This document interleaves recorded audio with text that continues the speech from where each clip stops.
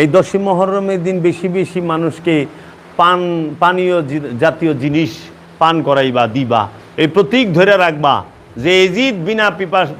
পানীয় দিছে, পানি পান করতে দেয় নাই, আর আমরা হুসাইনি আমরা সবাইরে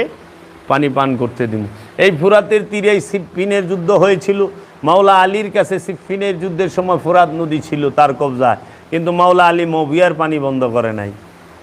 আর মবিয়ার বললা এজিদ মাওলা হুসাইনের পানি বন্ধ করে দিছে। কারণ ফুরাদের এই পার আর ওই পার, দুই পারে, এক পারে মবিয়া যুদ্ধ করছে মাওলা আলীর সাথে,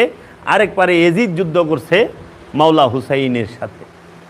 বুঝছা? বাপকা বেটা সিপাহী কা গোরা, এইরকম। তো এর জন্য মহরম মাসে এই রোজা খালি কইল ফজিল, তার তোমরা না খায় থাকা রোজা, এই না খায় থাকা যদি রোজা হয় তাহলে এজিদের বাহিনী তো রোজা করছে, কিন্তু